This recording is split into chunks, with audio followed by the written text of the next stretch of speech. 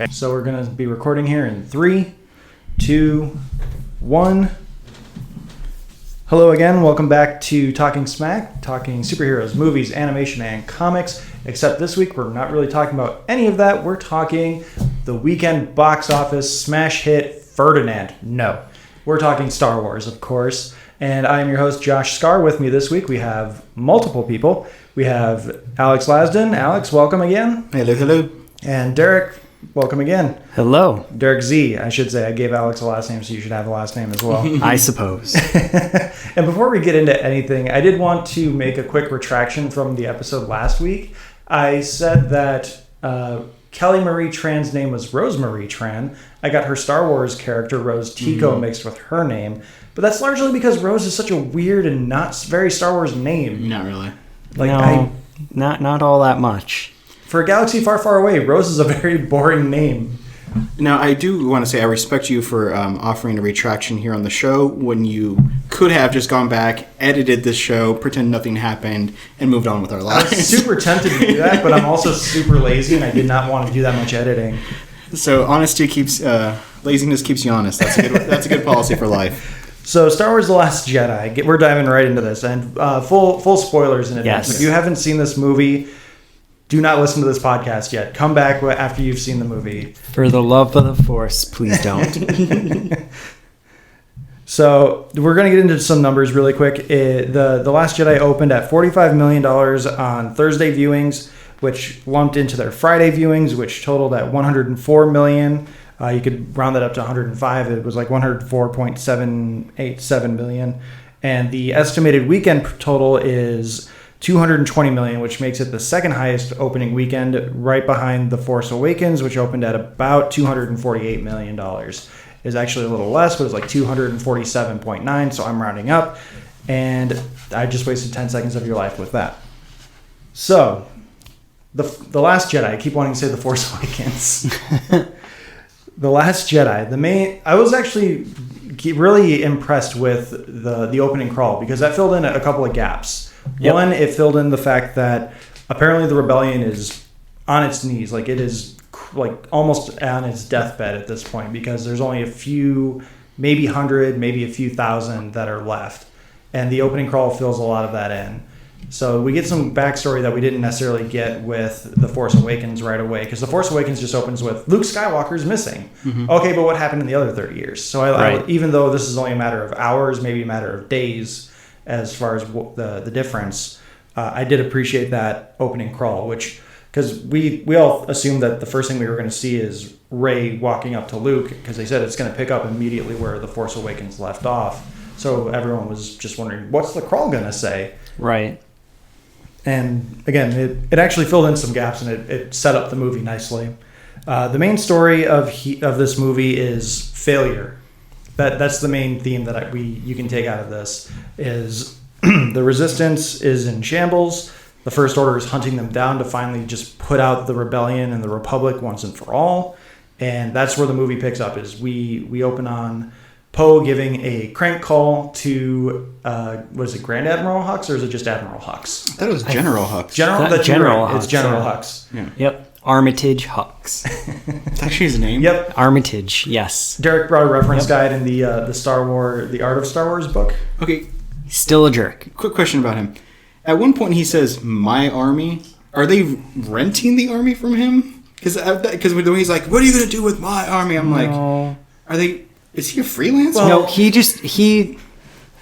he wants to be like the head honcho of the First Order. Okay. That's what he wants. So he already sees everything in the First Order as his. Oh, okay. And Kylo Ren is he's not affiliated with the military. He is freelance. He does not have any say or power over the stormtroopers or anything. So General Hux is the highest point of the First Order's army. They really only listen to him because they know that he could just kill them all if he wanted to, pretty much. And because Snoke has said, this is my right-hand man. Yep. Hux is the general of the military, but Kylo Ren is my guy. Right. So because you have the supreme leader of the First Order kind of singling out Kylo Ren, you assume so much, but at the same time... So it's a Vader the actual the hierarchy would say that Hux is the next guy.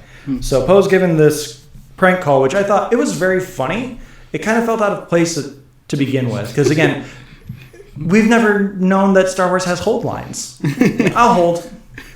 Is kind of weird, but it was a really fun moment, and it kind of set up a lot of the humor that came on throughout the movie.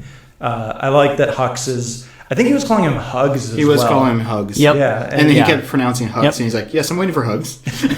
And I wasn't sure if that was just Poe's way of mispronouncing his name intentionally, or if that's the way he just pronounced his name. I've also heard it pronounced almost like Hooks, hooks. I think that depends on accent, because Star Wars is known for accents. Don't forget, there's that supercut of how do you pronounce Han Solo with Han, which I think was fantastic. I love that. Well, you also have the same thing with the Millennium Falcon. I mean, Harrison Ford himself changes it from Falcon to Falcon every now and then. Yeah. True. Or, and then the Emperor calls it the Aluminum Falcon. What the hell's an aluminum falcon?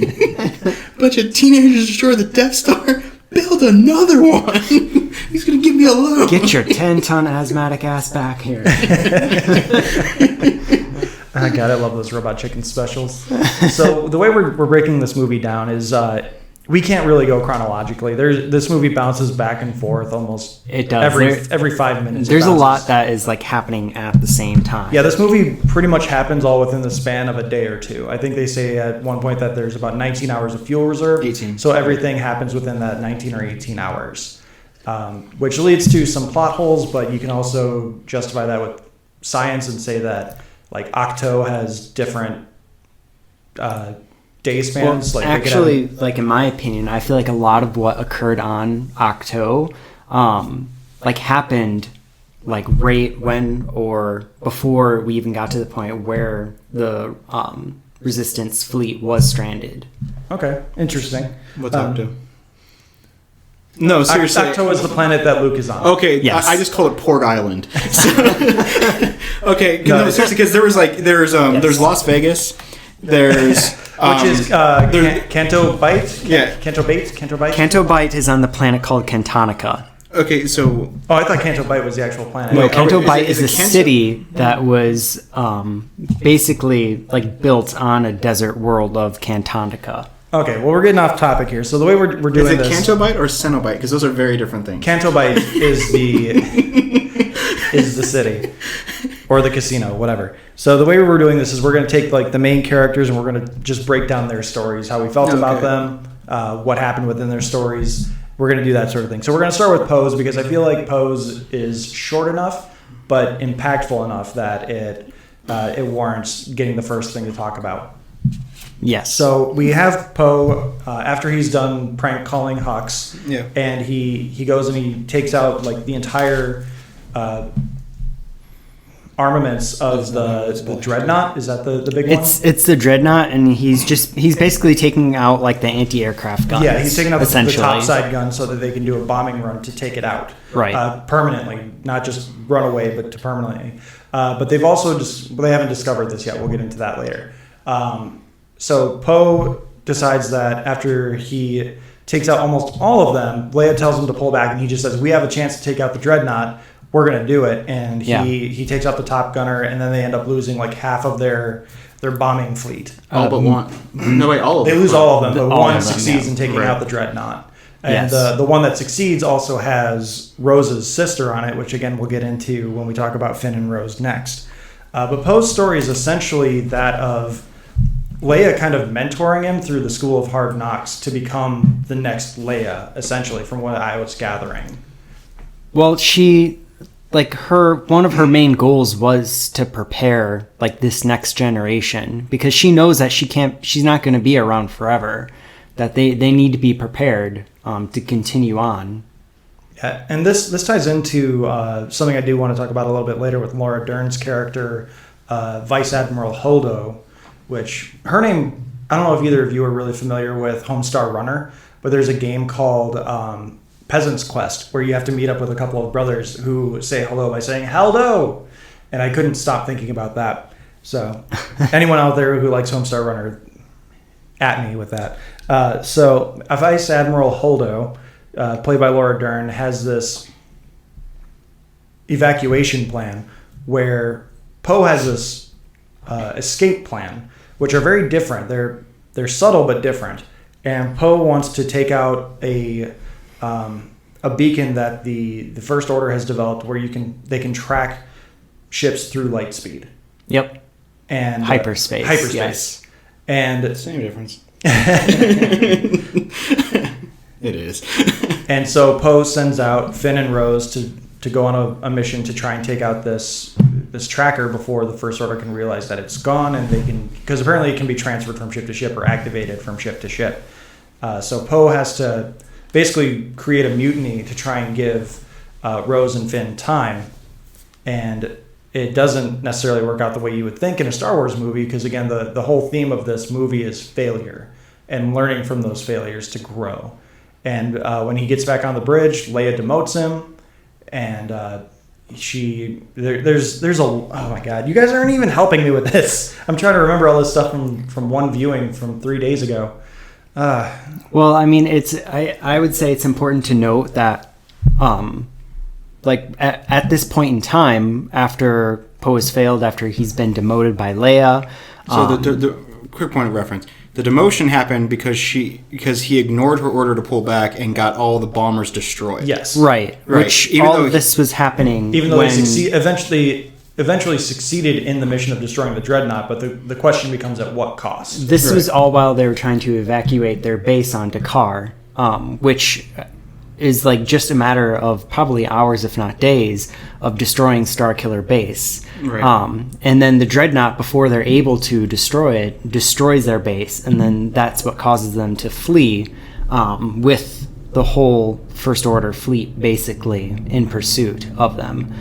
Because these are the last remnants of the Resistance. Because there's dozens of First Order Star Destroyers after them right now. Mm-hmm.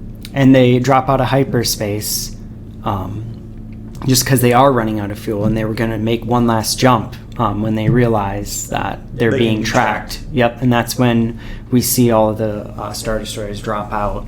And then this escape plan by Poe is devised, as well as we learn about Admiral Holdo's plan as well, at least bits and pieces of it. Which her plan is to get as close to the planet Crate as possible and jettison all of the escape pods with the remnants of the Resistance in it, so that they can send a distress call out, and hopefully the First Order won't focus on that because they've got a good bit of distance, which I thought that was actually kind of cool, was that they showed that the cannons and the shields can actually hold up for an indefinite amount of time because of a distance and a range. Mm-hmm. Yep. I thought that was kind of cool. And we also saw for the first time like the actual shields of a Star Wars like frigate. You know, we actually saw the shields kind of their capital ship, the Radis.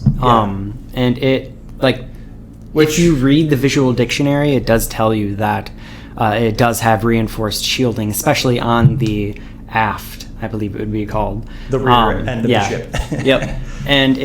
And that's what helps them is between the distance, because they know that the cannons, like the laser fire, whatever, it can't penetrate the shields at that distance. So they're trying to keep trying to keep that going distance as long as they can.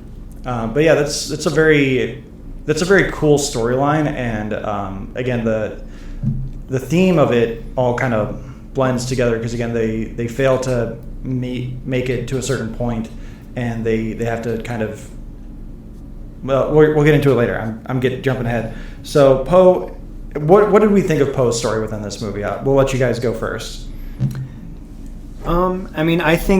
I think it gives a little bit more character development, because I feel like in The Force Awakens, all we really got to see is like, oh, it's Poe. Hey, he's good looking. Hey, he's an awesome pilot, and that's all we. And then he disappears for about half the movie. No, yeah, yep.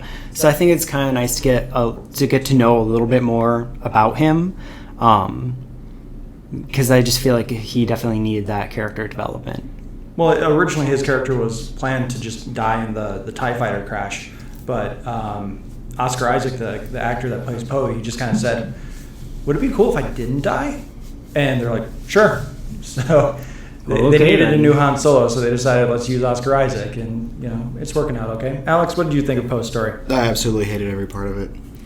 Mostly because every single death is his fault. the entire bombing run, betraying Leia's orders. Every bomber that died was his direct fault. They destroyed a dreadnought that turned out to be useless because they're being tracked through hyperspace. And because of that bombing run and Leia waiting for them to get back from the bombing run, a bunch of the ships were destroyed. And then he comes up with this plan because he doesn't like Ellie Sattler's plan, Laura Dern's. Holdo, thank you. In the Holdo's plan, he doesn't like it, so he betrays her while Leia's incapacitated. He decides to betray her, send these people off. They ultimately fail. And because they fail, the person who ends up betraying them to make them fail overhears the actual plan. And then what became like 500 people is now like 15 people. And it's literally all tied to Poe's plans. Poe's inability to take any direction or be listened to anybody or do anything that he's being told. And he escapes this with no consequences. At all. Well, but yes, Leia demoted him. But that was before any of that. Well, after the bombing run. Leia demoted him before any more deaths happened. Leia demoted him, and then he still kept calling himself commander, and she's like, aren't you captain? Didn't Leia demote you? And he's like, yeah, whatever. Then he betrays her, literally leads a mutiny, ends up having everybody killed but these like 15 people in this base. And the end of the movie, he's hugging everybody, high-fiving, hey, we're escaping, there's 15 of us left. I'm like, there's no consequences to your character at all. You literally got tens of dozens of ships dead and thousands of people dead. And it's all like, hey, he and Rey are making fucking eyes with each other. Nice meeting you. Yeah. It's okay that everybody's dead because of me, but don't worry. To be fair, not that Holdo needed to tell him, but to be fair, if Holdo had just made her plans known, that they were trying to just get as close to Crate as possible, Poe wouldn't have done any of that, because he would have been like, oh, I see what you're trying to do. But because she didn't make those plans known, he just assumes that she's just trying to basically hold out as long as possible and hope for a miracle. That, and he asked her. But here's the thing, the commander of the army doesn't always tell some random captain everything that they're doing. He's literally a nobody on there because he's been demoted to a captain. And that's what I'm saying, it's not necessarily her fault. But again, she sees this guy who is very gung-ho and wants to just save everybody. She should be like, hey, I have a plan. Right. Although not dramatically as satisfying as what they had in the movie, it would make sense. You just be like, hey, dude, knock it off. I am your commanding officer. I have a plan. Right, but at the exact same time, he already had judged her and was going to ignore her anyway. That whole like, oh, that's General Holdo, doesn't look anything like I expected him to, or something like that. And it's like, he already doesn't respect what she's going to do, so he already is second-guessing her before he even hears that she is not going to tell him what's going on. So I really would like to see the next movie actually have consequences, because I was sitting around thinking about it yesterday, and I'm like, what was Poe's story? And I'm like, what the hell? Literally every step of the line is he calls his death, he calls his death, he calls his death. And then he saves everyone when they do the run on Crate, because he tells them to pull back because he realizes it's a useless gesture. He's learning from his failures, which again is the theme of this movie. Granted, he saves 12 people compared to, well, no, I guess like 3 or 4 of them got blown up by the new AT-ATs. But I mean, he saves like 9 people because of this, although Finn tried to not let him save him. Yeah. But I like Poe's story, and I don't think there can be any consequences just because of how desperate they're going to be for leadership at this point. Yeah, I think Leia's going to give him a good smack. There's not very many people left. Yeah, Leia's going to give him a good, like, flogging or something. Leia is almost essentially like one of the only actual commanders and generals left in the whole Resistance. Yeah. So I don't think they can afford that. I think maybe he has a tighter leash with Leia for a while, but among other things, which we'll get into at the end, we don't know what kind of time jump is going to happen. We obviously won't know what kind of follow-up they're going to have with Poe, although the movie did kind of present the idea that he won't have any consequences because happy ending. Yeah. And I mean, honestly, just because of how...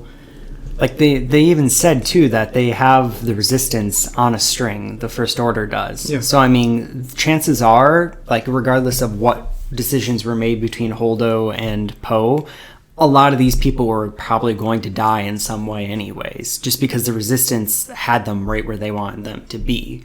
I mean, they could prolong that death as long as they wanted to, but I mean, they were just delaying the inevitable. Yeah, but I would rather them delay the inevitable than literally one person getting away scot-free with murdering a bunch of people. He didn't murder them. He just led them to their deaths. I believe that the Warsaw Papers said that doesn't count as an excuse. The Warsaw Papers don't exist in the Star Wars universe.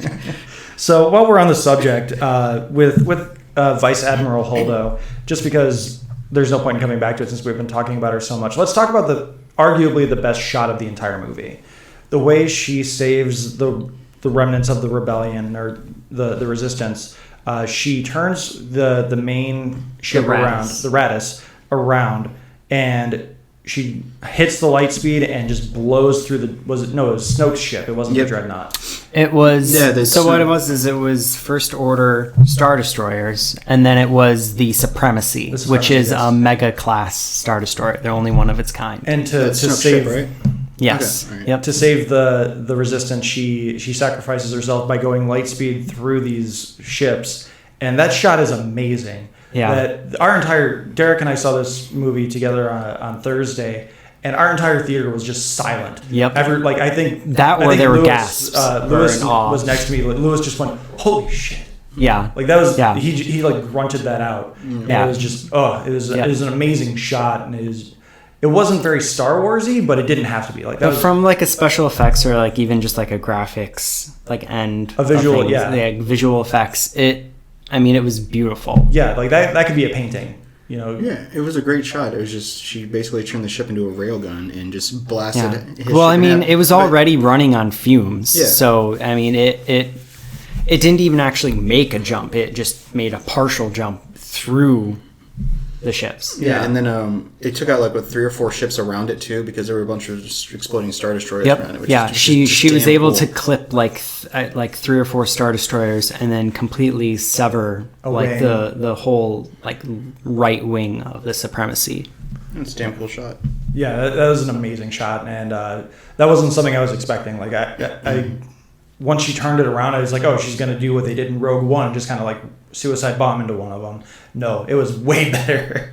And it played into allowing both what was left of the Resistance, the Resistance fleet, which is essentially just a few different escape transport ships that had just few personnel, and then at the same time we have Finn and Rose, who are on the Supremacy, trying to finish what was Poe's plan, and then they're about to be executed by Phasma and the Stormtroopers and Hux. Which we're gonna get when into this Holdo runs into the Supremacy. When we talk about Finn and Rose's storyline next, I want to talk about those stupid axe things that the Stormtroopers had. Those make no sense to me, but we'll get into that in a second. So Alex hated it. Derek liked it. I liked it. Alex is outvoted. It's good. I'm glad this is a win for murder. So moving on, we're talking Finn and Rose's story. Finn wakes up in a portable Bacta suit, which leads to one of the funnier lines in the movie where BB-8 is telling Poe that, Finn's awake and he's leaking out of a Bacta suit. And he's just like, Finn awake, leaking what?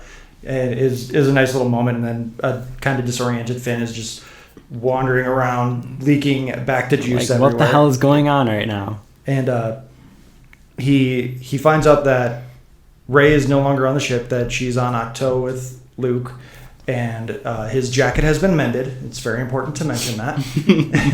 Which actually is kind of cool, because I guess either in the visual guide or somewhere in some extra materials, it states that the jacket was actually mended by Poe. Yep. And you can see little staples or something in there kind of holding everything together. I never saw a good shot of the back of it. But I don't think I actually saw any kind of mendings there, what they had on the shoulder, where Kylo Ren actually put the lightsaber to his shoulder. Yeah, but you can see it there in the visual. There are in his shoulder. Yep, it looks So- like little metal staples. And you also got a nice shot of the portable Bacta juice there.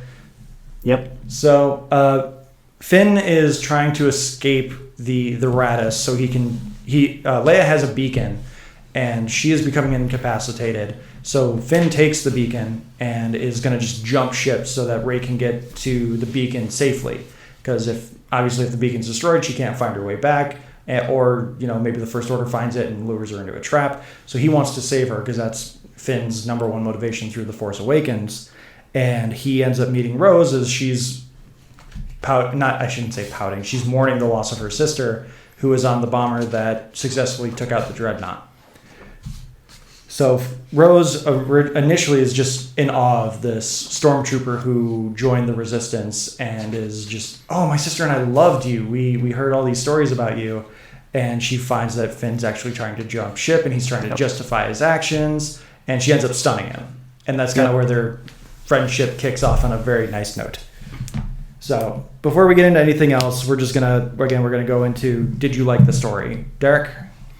I like the introduction of Rose's character, or of Rose the character. I think it was nice to have like someone else who Finn could kind of connect with and have a bit more dialogue with besides like just Rey. And what did you think of like their actual story, though, going to the casino planet of Canto Bight and jumping onto the Supremacy to try and take out that hyperspace tracking technology? I don't think it was like the most interesting part of everything that occurred in the movie. But I think it was a nice little like break, I guess you could say, during the different action sequences and different plot lines that were occurring. Alex? I don't know. It was just kind of there and somewhat pointless. I mean, it was interesting seeing a new planet, but then they didn't really linger on any of the new creatures or anything because they're kind of there. They run around. BB-8 gets filled with coins, which was hysterical to hear him whirling and jingling with coins. That was awesome. But there wasn't. I understood there were that part of the casino scene was supposed to be the cantina style of like, look at all these cool aliens, but they didn't linger on any that I was able to really capture. Like, oh, these guys are interesting. Instead, they just run into another human named Benicio del Toro, which was DJ. Yeah, DJ, another non-Star Warsy name. But it was like, okay, I would have been more interested if he had been more of a practical effects creature or something, because that's what they spend their money on, which I really appreciate. But it didn't really do much for me. It was just I found Rose's character kind of interesting because she tells Finn at one point that like, are you trying to escape because I've already stunned like 3 people trying to abandon ship, this is not how this goes, kind of thing, which I really liked. I liked that this little medallion thing, her sister had one half, she has the other. I like that she just willingly just chucks it to him when DJ demands payment. She's like, yeah, sure, whatever, here you go, we're doing this for the rebellion, kind of thing. I liked her character. I'm not sure I liked quite where they ended with her character, because that was a little, when you get into that was a little forced. No pun intended. When you get into the fact that this is a very Empire Strikes Back storyline, which is where it like is like weeks, like what appears to be weeks for one person, but is like 20 minutes for somebody else. That they keep mentioning, we have 18 hours, we have 6 hours, we have 2 hours, we're out of fuel. Then it kind of seems like Poe and Finn and Rose knew each other for 18 hours, and then she starts trying to make out with him. Well, she thinks she's dying. Well, I know that, but it's still kind of like. But she professes. It's a parallel to Rey and Finn as well. Well, I know, but she literally says, "I love you." Well, she doesn't say. She says, "I'm things we love." Yeah, you embrace the things you love, and she like kisses him and passes out. And I'm like, little clingy. She's a little Alita. Yeah, but I mean, I like her character, but I was just disappointed with that we didn't get an epic moment with them on that Cantina Island, with seeing some interesting aliens and creatures, and it making it feel more than just a token Las Vegas. Yeah, first of all, I thought that there would be a pod racing scene in that moment because when they saw the you trap. heard like the boom. You heard a boom, and she's like, "Is that?" And she's like all excited about it. Yeah. And then I'm like, "Oh my god, it's gonna be pod racing." And that's what I was thinking and then too. I was so hoping some weird horse racing thing. Fathers. Yeah, whatever. They're horses. Well, they kind of look like they're weird horse cats. They kind of look like, what is it, The Last Guardian? Like the with longer necks. Yeah. Yeah, Yep, a little with bit. the ears. Yeah. Yeah. Yep. That whole plot on Canto Bight was really forced for me because the whole point was to get arrested, to meet DJ, and then break out, and also give the ring to the kid at the end. The subplot or the message of animal cruelty, while poignant, felt extraordinarily forced, and it kind of turned me off to that storyline. But I've seen a lot of people online talk about how their subplot is absolutely pointless. Again, that's kind of the point of the entire movie is failure. They're there for a mission. They want to go find this guy with the red lapel who is a master code breaker, and they can't get to him. They fail. They end up in jail. Oh, they coincidentally find someone who is just as good at breaking those codes, and he helps them get onto the supremacy, and he ends up betraying them. He pulls an anti-Lando where he betrays them and doesn't turn back to good. I like their story. I don't think it was pointless because, again, the whole point was to essentially set up the Finn and Phasma fight that we didn't get in The Force Awakens. Yeah. And it also set up the whole, they were trying to succeed in something and they failed. Well, also, I mean, on Canto Bight, it was also to kind of open Finn's eyes a bit more because he was enamored with all like the opulence and luxury that was there. Because like say a lot of like the trees and all of like the decorations and everything, they actually grew all of that from like a private seed bank from Alderaan. Like Yeah, all I of heard that. about that. They had trees inside the casino, and the trees were actually like Alderaanian. Yep. And then they like some of the dialogue they had with DJ, which by the way means "don't join." That's his nickname. Was to like open their eyes, like see like all these people, they're just war profiteering. They're selling like ships and armaments to both sides. They don't care. All they want is their money. I like that part. And it's like to open like Finn's eyes, because Rose kind of like already knows. Maybe she didn't realize that they were also selling, like the same person is selling stuff to Resistance and the First Order. Maybe she only thought it was just the First Order. But I mean, he did kind of like show him like everyone is there just out for themselves and for their money. They don't care. It like in terms of what happens to both sides, it's meaningless to them. Yeah, and you had something, Alex. Go ahead. Yeah, no, I actually that's. I mean, because when I try to like think of their story, I'm trying to think of an iconic moment, and I keep thinking of BB-8 moments because he travels with them for this part of the journey. But I really actually did like the part where DJ is on the ship that he stole with BB-8 and when they're leaving, and he starts going through the records of like, oh, let's see what kind of person this was, and it's like, oh yeah, selling munitions to the. Selling resistance to the Empire, First Order, whatever. Yep. And then he's like, oh, look at that. He was also selling to the Rebellion. I really like that part because, yeah, they got to get their ships from somewhere.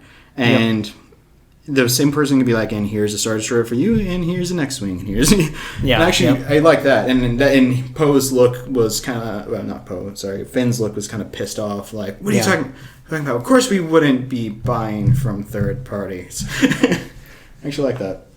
Yeah, that was a really important plot point. It's relevant to the real world, and it also kind of shows you the different side of the Star Wars universe. Like, we're all focused on the First Order, the Empire versus the Rebellion, the Resistance. Good versus bad. And then there's that middle ground of just, like, whores, essentially. Yeah. People who are just making money off of everyone else's misery. So it's a very poignant point, and it's very topical as well, but it also fits within the Star Wars universe. Yeah. So the last thing we're going to talk about in this part of the story, is the Battle of Crate. Finn's ready to sacrifice himself, and Rose plows into him to try and save him, or she does save him, and she basically is almost mortally wounded by her actions, and she professes her love. This moment made me almost cringe, not just necessarily because of the fact that she's professing love to someone she's met within the last 24 hours, which is very Disney princess. I was just really nervous that he was going to start going, Rose, Rose, Rose, and I was going to be like, oh God, that's Titanic. That would have been awesome. Especially, she just kind of whispers, Jack. I don't know. I thought it was an okay little bit of a distraction, but it's not really what grabbed my attention or what I really paid attention to throughout the movie. I was just kind of hoping for something from them that I would actually find kind of memorable. I mean, other than the fact that I liked her character. Here's the thing that kind of annoyed me. I thought she... okay, maybe this might be my personal. I thought it was a missed opportunity because I thought when she was playing with the medallion stuff, I thought that was her lover on the ship. I didn't realize it was her sister. And then she turns out to be, it's my sister, and then she falls in love with the next available guy. I was kind of annoyed by that a little bit because I was like, oh man, that sucks. She lost her love and the thing, and then it turns out, it's my sister, which I was like, okay, but then she falls in love with this guy. I'm like, I don't know. Well, if you're looking for extra representation, apparently Vice Admiral Holdo is a lesbian in the Star Wars universe. So, and they really showed that with not a freaking scene. It's prevalent in the Leia book, I believe. Oh, okay. It fills in the backstory because I guess she's in there as well. Is that what that handhold moment between them was supposed to allude to or something? It's supposed to allude to a history with them where they've known each other for years, even though she's just now been introduced. Actually, yeah, I did read a little bit. They've known each other since Holdo was a teenager because they both were together in some sort of academy or training program when they were senators with the Imperial Senate. Oh, that's kind of cool. So transitioning Holdo to Leia, we're going to talk about Leia's story briefly because it's a very brief story. Yeah. Basically, she's General Leia for about 5 minutes, and then she gets sucked out into the vacuum of space through an explosion, not caused by Kylo Ren, but through another TIE fighter. Yeah, I think it was an important moment, just because they were trying to run from the fleet, and then the Star Destroyers send out their squadrons of TIE fighters, and then Kylo goes out personally. After getting badmouthed by Snoke, pokes the bear. He's pissed off. Yeah, he's on one of his little tantrums. Wait, this battle is the one after their jump, right? They first jump and then they get tracked again. Yep. Yeah, right. And then the timeline you can see he has his sights right on the bridge of the ship. Because they force sense each other, right? Yeah, because they can tell. I mean, it's mother and son, and then they're both Force users. But he goes to put his hand on the trigger, but he just can't bring himself to do it. He was able to do it for his father, but he just couldn't bring himself to do it. But one of his other wingmen didn't have those reservations at all. Yeah, so Leia gets sucked out into the vacuum of space, which immediately I'm just like, oh, I thought they said Episode 9 was supposed to be Leia's movie, but they killed her off. And then they just kind of... And also, a very important note, Admiral Akbar dies in this scene as well. Yeah, that pissed me off. Supposedly, he says it's a trap. It's a trap or something. I don't know. It was his last trap, Sad Panda. No, I didn't. I was listening. I was like, oh, hey, it's that's got to be Akbar or one of the others. I didn't hear him say it's a trap. I'm gonna have to rewatch and listen to that. Yeah. So she gets sucked out in the vacuum of space, and I'm assuming she's like, oh, that's kind of weird. And then she uses the Force to bring herself back onto the bridge, and they open the door and bring her back in. So she's incapacitated. She's in some kind of coma because obviously being stuck out in the vacuum of space for even a matter of moments is gonna with an explosion. Yeah. Mind you. Yep. Yeah, I think it's a very. It's the first time we see her physically use the Force, not just sense anything. Precisely. Yeah, it's. I think it was long overdue because we've always seen Luke go about and do all his stuff as a Jedi and Jedi Knight and Jedi Master. But we'd never actually seen Leia do anything more than just being able to feel something through the Force. And basically what I got out of Leia's story is she's mentoring Poe to kind of replace her. That's the only thing I could come up with out of her story, is because she's incapacitated up until the point where they're getting ready to evacuate to Crate. And then she is basically just sitting in a room like, oh, well, we're stuck in Helm's Deep and waiting to die. Yeah. So I think her whole arc was basically just trying to get Poe to see the bigger picture and get him ready to be a leader, not just a hero. Well, he's like a key character. I mean, it's not just him, though. I mean, it's the whole, like, next generation, all of these resistance fighters who are vastly younger than her. Like, she knows she has to do everything she can because she's not going to be around forever to do so. Yeah, so her getting sucked into space for a little while ends up with Holdo taking over for a while. Correct. And then after Poe's plan completely fails, she wakes back up, storms into the room, and shoots him in the face, which I actually really appreciated, because at that point... There's your consequence. But then more people die. and then she's awake. She's like, listen, Holdo had a plan all along, kind of thing. And then they land on the planet, of being one of the few ships to actually get there.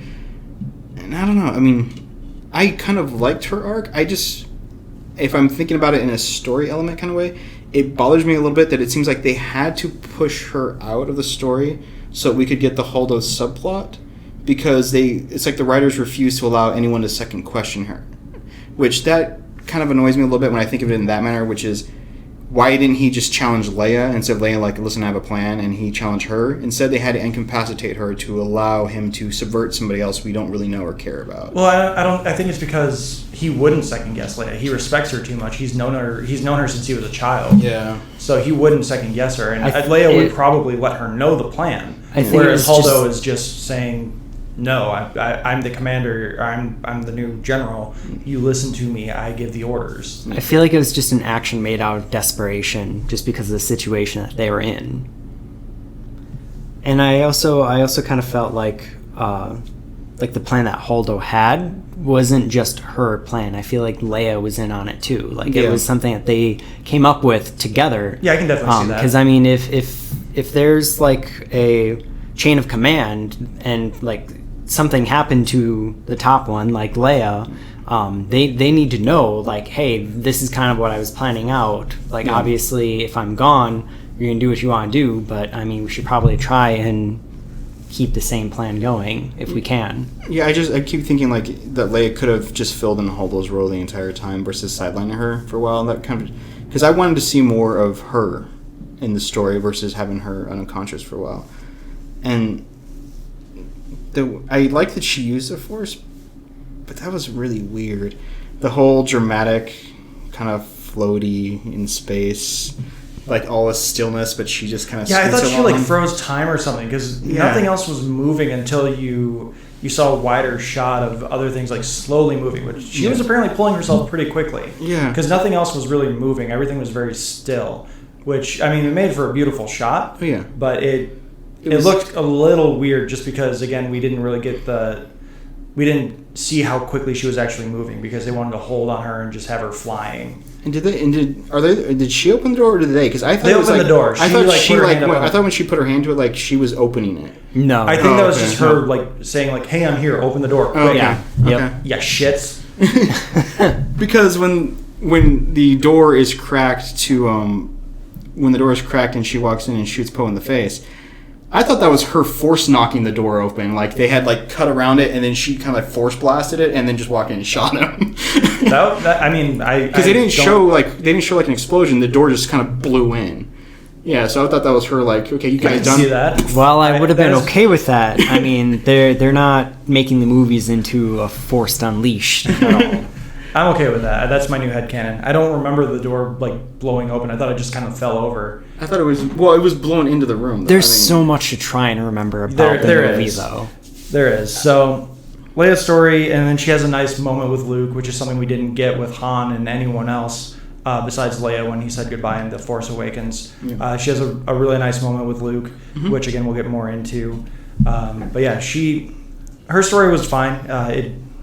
It didn't really have a huge impact on everything, but I mean, obviously it's a big plot point to Poe running off and like doing his own thing, thinking that Holdo's not having the best interest of the Resistance, and obviously Holdo probably taking on her her last orders. Right, and it was just an act of desperation too, because he feels that Leia's down and out, Holdo's not doing anything, someone needs to do something. Yeah, so we're gonna move on to Rey's storyline, which I think we're gonna combine with Kylo Ren's storyline a little bit. You basically have to. Yeah, so we're gonna just kind of get where they start off, which is again one of my favorite moments is when we get reintroduced to Rey walking up to Luke for the first time. Luke takes Anakin's lightsaber, looks at Rey, and then just chucks it over his shoulder. And storms off. Like, the hell you think you are? Yep. And then the first time we see Kylo Ren in this movie as well is kind of a parallel to that, because the entire movie is essentially parallels of the two. We see Kylo Ren in his mask going down to Snoke's throne room, and Snoke just berates him. He just rips him a new one, calls him a child playing Darth Vader. And that's what sets him off to go get his TIE silencer to take on the Resistance fleet. And smash his helmet. Yeah. And the moment that I think really stood out for me with Kylo Ren and Snoke is when he hesitates to not shoot Leia. That's a huge moment because, again, Snoke's like, I sense everything. And the whole point of him killing Han Solo is Snoke promises him that if he kills his father, he will grow more powerful on the dark side, but all he feels is regret. He hates himself, he hates everything, but he doesn't feel more powerful. He just becomes even more conflicted than he already was. Exactly. He doesn't get that power that he desires.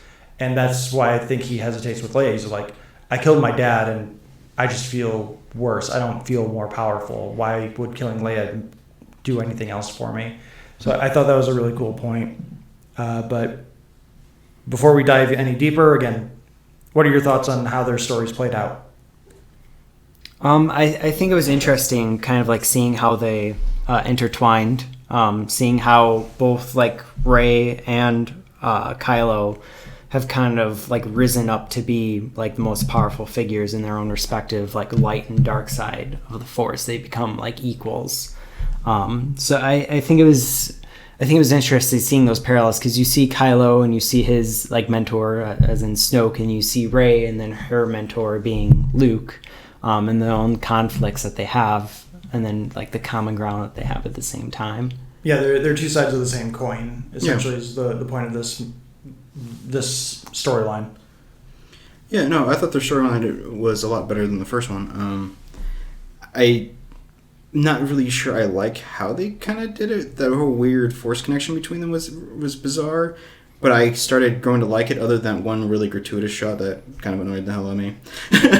But with his high-waisted pants. With his 19... I think Adam Driver just could not get abs, and they were like, we need you to have abs. He's like, I can't do it, guys. I swear. So they just like put him in really high-waisted pants and just gave him like he's a really weird build too. What was that whole rumor about Kylo being totally ripped? Like what was that from SNL? I hear he's got an 8-pack, or a 16-pack or whatever. He just doesn't like showing it off, guys. He's modest, okay? Sure. So I should ask him to put on clothes. Yeah, the Force connection is kind of cool. It's cool. Kind of. I really liked how they also like Kylo Ren immediately was just like, can you see my surroundings? I can't see yours. Yeah. Well, I think it's also a testament though to each of their own like naivety too, because they didn't realize that it was Snoke who was facilitating. But it wasn't connection Snoke, because the connection continues after Snoke is dead. Or it does, but I mean they're still spoiler alert. Close. We said at the beginning, full spoilers. Yeah. We haven't gotten a Snoke story yet, and you said he's dead? You've seen the movie. Shut up. No, I would like a little more explanation for how that works, because like at one point Rey's talking to him in the rain, and like he's getting rain, and when it's over he's completely drenched and like water's dripping off of him. But we never got like a back version, which is like, can he like smell the ocean or like feel the breeze? Because he just says, I just see you. You know, so I was just kind of wondering, like, is it just like stronger one way with him? Like Snoke's using him to see her, or does it work the other way just as strongly? Like, I don't think so. I think, again, I don't think it was Snoke. I think Snoke knew it was going on. Like, he could see into Kylo Ren's mind. so he knew something was going on. Well, we have to trust what the story said, which is that I did it. Yeah, Snoke specifically said he was the one who allowed that and did that. Which is why... That's what he said. Which sets up Luke's thing at the end. He said, I allowed the connection. If I had projected myself, I would have died. And that allows you to eventually get Luke's story, the end of his. So we have to trust that Snoke did it. Well, Snoke didn't say that. Kylo Ren did. Kylo Ren said, you can't be doing this. If you were projecting this far out, you'd be dead. I thought he said that. I thought Snoke didn't say that. No, Kylo Ren did. Kylo said that to Rey. Yes. I don't think Snoke ever mentioned anything about him dying, because I don't think that was never in Snoke's mind. Snoke is Anakin personified again. He's like, I'm not going to die. Or Sidious. He didn't think he was going to be dead. I swear it doesn't matter. But I have to trust that Snoke is the one who allowed a connection. If he connected them when he did die, it doesn't necessarily mean it's broken. He already connected it. He was just using it to spy on them. I think Snoke's full of shit. I think the connection is created between the back and forth that happened in The Force Awakens, and Snoke's just taking credit for it to show how powerful he is to Kylo Ren. Be like, look what I can do to you. I can make you see people that you don't want to see. So, because if he could do that, why didn't he do that with Luke before? Well, because Luke cut himself off from the Force completely. But they didn't know that. But why couldn't he do that with Leia? Why couldn't he do that with Han?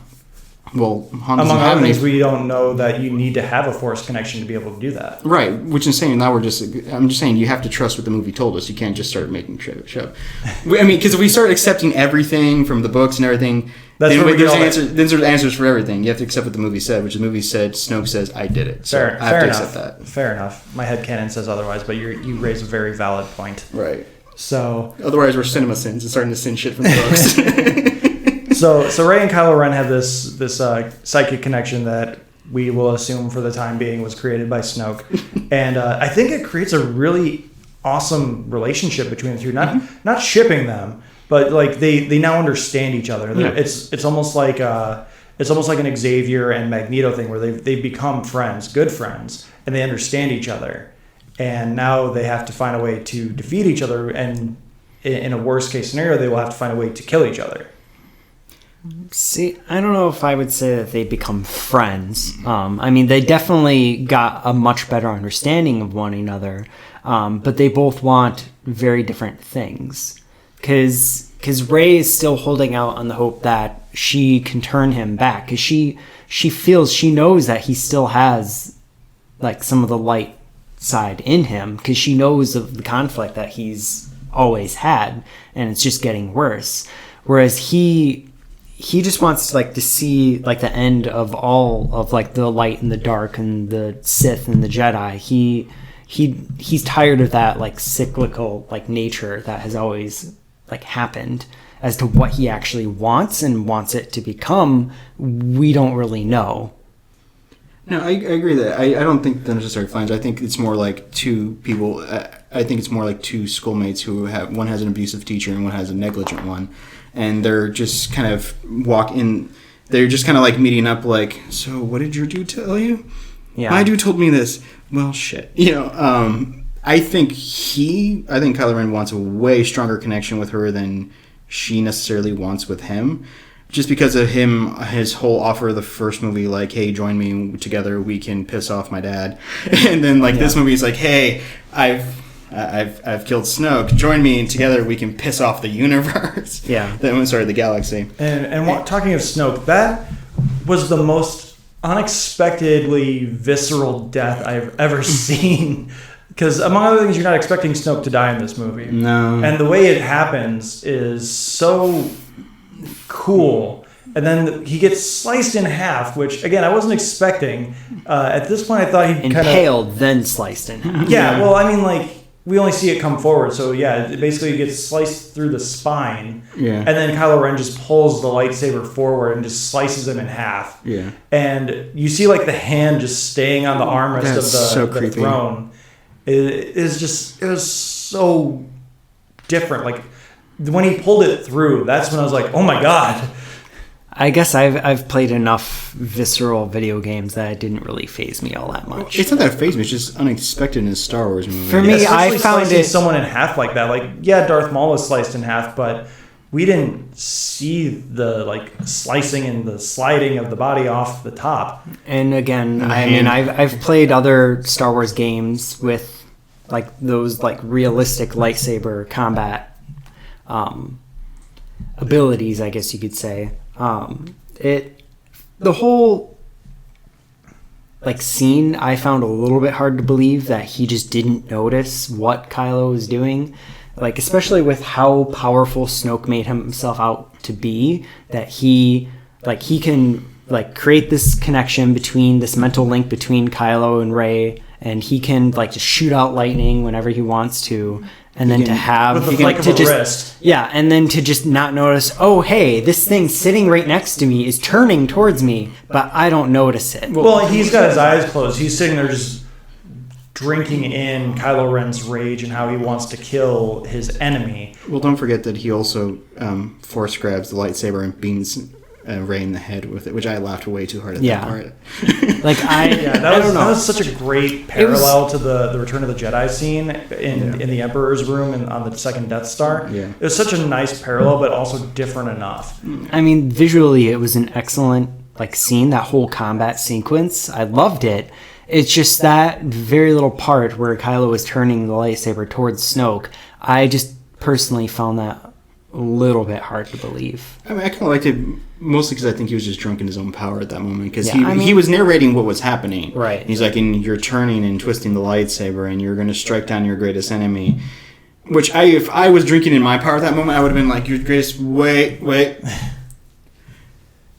Go again. I'm going to hold this here. Well, in that moment, he probably, if he had realized that, he probably would not have let Kylo Ren survive. No.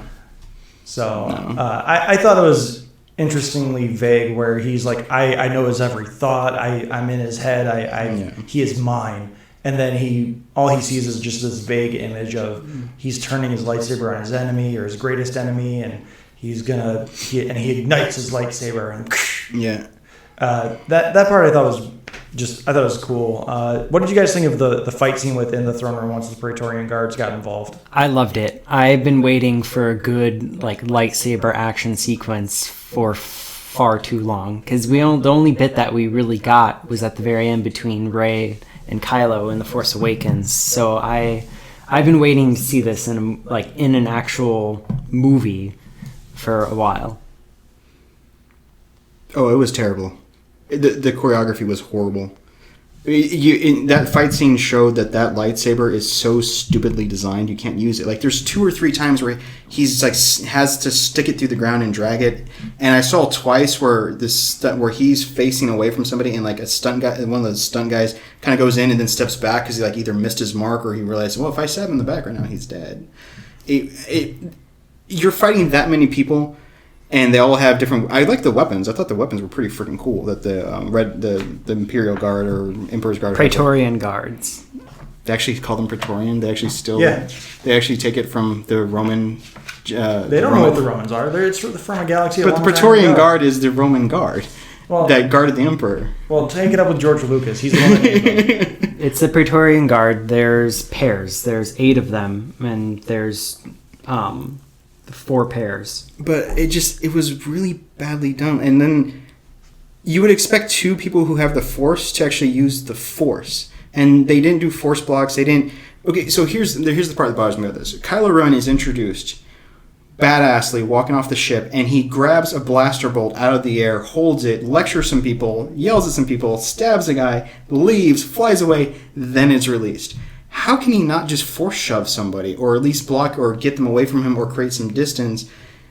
And then, of course, we have Rey, who also has some innate force ability. Who, I mean, yes, they say that she wasn't fully trained by Luke, but she does know how to use her thing. After all, she attacks and beats the shit out of Finn at one point, and she fought off Kylo Ren in the first one. There was no actual usage of the Force. It was a sword and knuckle fight, and I was just confused as to why they actually didn't use their powers to overcome them. It was a bunch of sword blocking, a few kicks, a few blocks, and then the only kind of force thing to happen was at the end when she threw the lightsaber and he grabbed it out of the air and ignited it and killed the guy. That was cool. But the choreography didn't do anything for me. I expected something like, I know in The Phantom Menace, they use force powers the entire time fighting one Sith, the two of them. You have 8 people you have 8 against 2, and there's not a single usage of the force. Why didn't that happen? Why didn't they create distance, why didn't they challenge them? Because if these guys can go one-on-one with lightsabers, why didn't they use their innate advantage of, we're actually force users, you guys ain't? That's a valid argument. I'm kind of in the same boat as Alex. The choreography felt kind of clunky. There were some badass moments. Rey dropping the lightsaber, slipping out of a grip, and then grabbing it and tossing it to Kylo Ren. That was cool. That was a cool moment. But other than that, I really didn't have a lot to do in that moment. Like, Rey looked really awkward holding Kylo Ren's broadsaber. Again, like, why wouldn't they use the Force? Maybe, I don't know. Maybe their red armor prevents the Force from working, and they just intuitively knew that or something. Probably not. Derek's researching now in his visual. Yeah, history. I mean, if the armor blocks the Force, they could have mentioned that, and I would have been totally accepting, like, cool. Then you have to actually just use your enhanced speed and ability. Well, that's another thing is that the armor can block lightsabers. And blaster fire. Then how did they all die from lightsaber slashes? Probably through different segments in the plates. Chinks in the armor. But one was right through the face. And she cut one in half. I'm just reading what it says in the book, okay? No, I understand. I'm just... And wasn't the end of that scene where they split Anakin's saber in half? Yeah, that was really cool too. Yep. That was amazing. Yeah, that was a nice parallel to The Force Awakens, where they're both fighting over the lightsaber, trying to force pull it to themselves. Although this time they're in opposite ends, and so now the lightsaber is being pulled in opposite directions. Why she ends up with both halves, I don't know. I assume she picked them up. But again, well, yeah, they both become knocked unconscious. Yeah, because it explodes, which I'm assuming that's the kyber crystal fracture, and that's what caused the shattering, or maybe it's energy cell. I think it's just the energy cell, because probably you both. see the kyber crystal when she's holding it and talking to Leia. You actually can see the kyber crystal poking out. Oh, is that okay? But actually, see, that actually leads me to a thing. General Hux, I feel really like I keep thinking him as Bill Weasley because he is Bill Weasley, but. When Snoke was dragging him and slamming him around on the ship for the failure to stop him from jumping light speed, I really liked. I love that when he found Kylo Ren in that room, he just starts pulling out the blaster until Kylo Ren stirs, and he's like, just waiting for his moment. Yeah, I was like, holy crap, are we gonna have Weasley just shoot Kylo? Oh my! And then it's a testament to Hux's personality that he will do anything if it means that he can get to where he wants to be in the First Order. I just love that part, because I expected him to kind of be either go over to Snoke and kind of oh my god, or go over to are you okay? But no, he's just oh shit, Snoke's dead, the ship's half destroyed. Kylo Ren's the only one in my way. Yeah, he doesn't care. Yeah, and I did like that moment where he kind of assumes that he assumes the Supreme Leader role. Yeah. And then Kylo Ren's just kind of like, what now? Yeah. And he just goes, all hail the new Supreme Leader. Oh, well, don't forget, he force choked him. Yeah. He force choked him to his knees, and he's all hail the new Supreme Leader. Yeah. I really like that. Yeah, Hux gets tossed around a couple of times. Hux, Kylo Ren are hanging out inside of one of the new AT-ATs, and when Luke shows up in the Battle of Crate, Kylo Ren is like, I'm going down there, and Hux is just like, not a good idea, and he just flicks his wrist and throws him against the wall. That was a good moment. But yeah, there's so much to do with Rey and Kylo. This is, as much as this is Luke's movie, this is Rey and Kylo's movie. Right, but going back, so they end up killing the Praetorian Guard, and then they fight over Anakin's. Well, Kylo Ren turns to her and goes cool, now that this is done, let's rule the galaxy together. And she's like, I don't, she's like, I'm not down with it. And she's like, well, why not? We're in charge now. Everybody's dead but us, kind of thing. And I actually really like that moment, because that's where he starts explaining there is no good, there is no bad, there's only the First Order, and we can rule it and contain it. And then she's like, yeah, no, there is good and bad. I actually really like that moment between them. As much as I didn't like Kylo Ren in the first movie, he in many ways redeemed himself in this one, because he has reasons now for being kind of a whiny bastard. They made him a much more relatable and understandable character, not just throwing fits for the sake of he didn't get his way. Yeah, and I actually almost kind of understand where he was going, because he turned on the guy who made him kill his dad and who wants his mom dead and basically who wants everybody dead. And it was all to get to Luke. Like, Luke being a hermit for 20 years is apparently still a challenge for Snoke. And I'm not sure I necessarily think that Kylo Ren's story necessarily ends with him like, yeah, I'll be a good guy now. But I think it more shows along the lines that he can actually... he has his own arc of what he believes is right and wrong. And I actually like that. And among other things, he's now ascended to a higher place in the government than Darth Vader ever did. Because if the Emperor dies and Darth Vader is still evil, Darth Vader probably becomes the new Emperor. Right. Or Grand Moff Tarkin takes his place if he's not dead at the end of A New Hope. But now Kylo Ren is the supreme leader. He's the one in charge, and he has the ability and the means to make whatever he wants to have happen. And that is something that'll be interesting, because as we wind down on this one, we've still got a few things to talk about. We still got some time. Kylo Ren, they made him much more relatable, but they also filled in a quote-unquote plot hole from The Force Awakens where Maz has Luke's and Anakin's lightsaber, where if you remember in the scene where he and Luke are confronting each other in the past, he pulls up the blue lightsaber and he defends himself from Luke, who has his green lightsaber. Yep. Which means Luke went back and found the lightsaber and gifted it or heirloomed it to Ben. Or was that the same lightsaber? Yeah. I just thought it was. Which also implies, like, when he sees Rey take it from him in The Force Awakens, he says that lightsaber belongs to me. And who knows, that Lando could have come across it too, being on Cloud City. I didn't get that at all. I know it was a blue lightsaber. I just assumed it was blue because it was blue. I didn't. Oh, I'm gonna have to relook for that because I didn't see the shape of it. And so I'm guessing I don't know how he would have lost it. That's a new question, because I assume when he leaves Luke's temple, or Luke's school, he has that lightsaber with him. So somewhere along the way, he probably lost it, and Luke got it and hit it with Maz. That probably would make sense to me, because he probably gifted it to Kylo or Ben. And then, I mean, Ben could have lost it during his rampage of destroying the whole temple and killing everyone inside. All but I think they said he kept 12 alive. No, then Luke's newest batch of students that included Kylo was 12. Okay. And then he killed everybody but like a handful he took with him. Which is assumed to become the Knights of Ren. Yeah, where are they? They're not important to the story. Oh, okay. Well, not yet, at least. Yeah. We don't really know. I think they'll be important in supplemental material. I don't think they're important to the story. Well, maybe. Well, I don't know. We could go off in speculation. Yeah.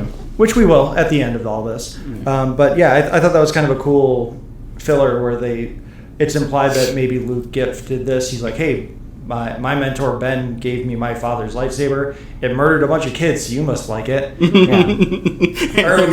was used to murder a bunch of kids. And then according to this canon, if that is his lightsaber, he then uses it to murder a bunch of more kids. Yes. Yeah. So, I mean, it's kind of about that lightsaber time. Got to go. Yeah, well, I mean, it got torn in half, so, I mean, I think it was about time for it to be decommissioned at this point. It'd be awesome if in the next one she, like, kind of puts it back together, and she's like, you won't murder this time, I promise.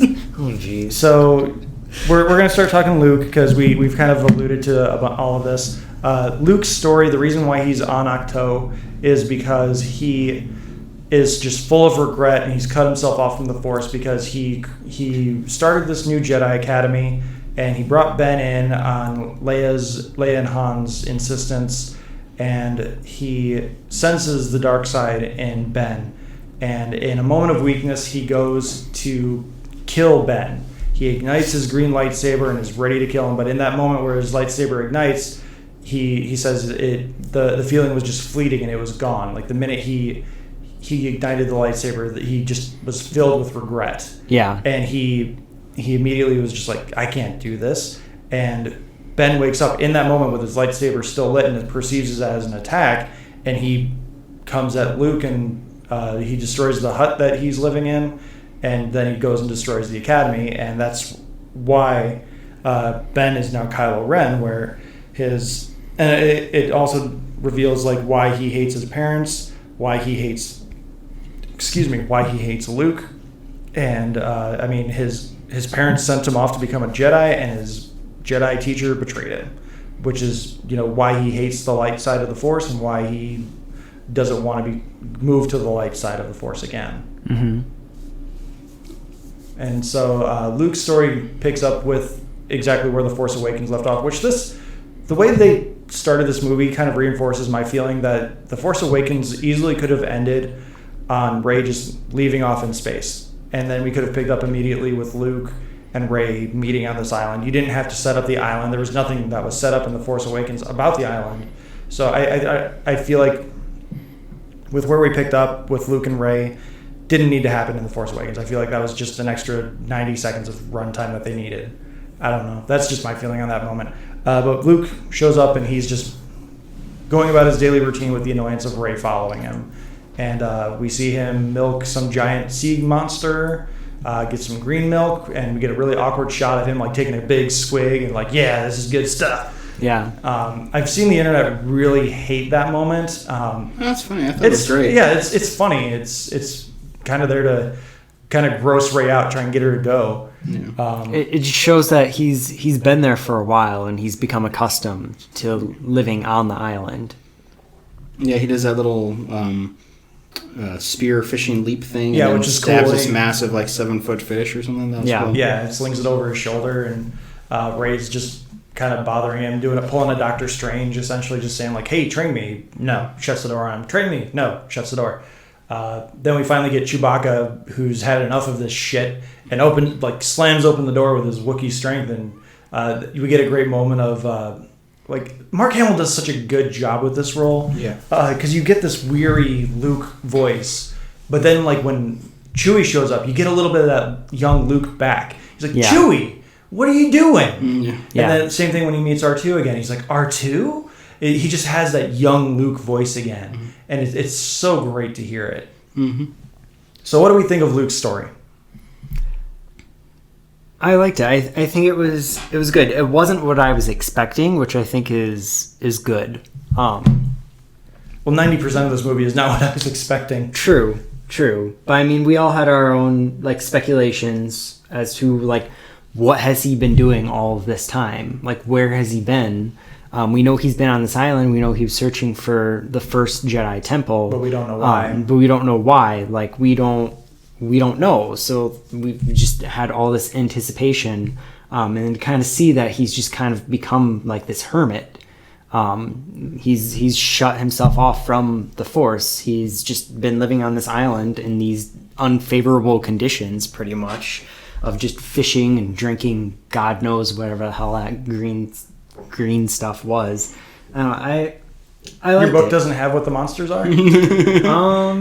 I like that it has the fish that he stabbed. Yeah, it does have. It's this weird squid type fish thing. I don't know, but I liked his story. I think it was adequate enough to give us an idea as to what he's been through. I like the story. I liked almost all of it except for the very, very end part. I have a question or three about that. But for the most part, I liked it.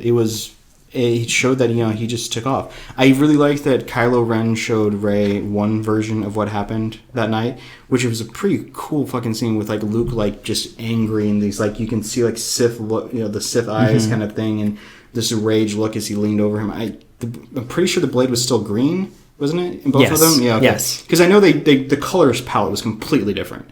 And then when Luke actually explained what happened, it was, you saw this kind of wary, scared man of what is becoming of this guy who I know has this darkness with him.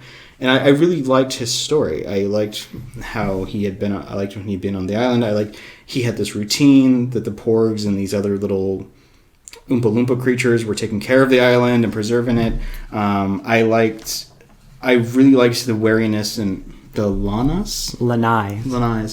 I really liked which they look like they're just grown-up porgs. Which actually, if you read, they are distant relatives. genetically related to the porgs. Because that explains the feet. Yep. Yeah, I really liked what they did. I liked that they gave him a moment with Leia, a long moment with Leia at the end, and I liked his embrace of Chewie, and I liked the little R2 moment, which I'm starting to kind of get a little bit annoyed that like R2 has that doesn't have anything to do with these Yeah, he's movies. just hanging out in low power mode in the corner, and then Luke shows up, and he's like, "Oh, hey!" But like C-3PO continues to have a very large role. He has a ton of lines in this movie. But I think he has like no dialogue up until like when Poe's back on the bridge. He has a few lines. When Poe's doing his mutiny, he has a few lines, and then he has nothing until Luke shows up at the end. Yeah, but he's still there. That's the thing, is that he's still a presence in there, and he does have lines, and you see he has 2 gold arms again and stuff like that. He had 2 gold arms at the end of The Force Awakens. Did he? Yeah. When did they do that? No, I'm just saying. When they were doing the attack on Starkiller Base. Someone decided to give him a big No, they have nothing better to do, so why not make sure 3PO has an extra gold arm when he dies? Okay. If they fail. Okay, I didn't realize that. But I really like Luke's story up until the kind of little twist at the end.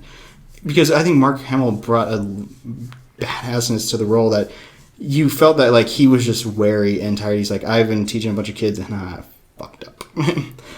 And then I actually really found... At first I was kind of annoyed, but then I really liked that Yoda reappeared with him. The Yoda appearance was really cool. It was surprising, but... The angles on the puppet occasionally looked really weird. I think it's because they actually used the puppet, though. Yeah, and that was kind of the point, but it's still... I feel like the cinematographer should have been like, the puppet looks weird here, we should change the angle. Well, and they also didn't like keep him blue the entire time. There's a few parts where like they had close-ups and they let the blue go away, and so you could tell it was just the puppet, which I thought was kind of cool. And I also like that they set up that apparently even though you're a ghost, you still have badass powers, because he beats Luke in the head a few times with his stick. Yep. Strike me down and I'll become more powerful than you can ever imagine. And then he's able to call lightning from the sky. Yep. Yep.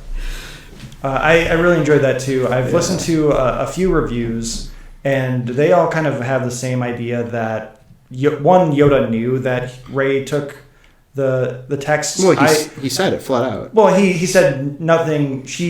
She has everything that she needs. There's nothing in that library that she does not already possess. In the tree, There's nothing in the tree that she does not already possess. Yeah. And I said out loud, I went, she stole the damn books. Yeah, and then of course they're in the Millennium Falcon. I didn't really pick up on that. I thought Yoda was like showing a show of faith, like agreeing with Luke that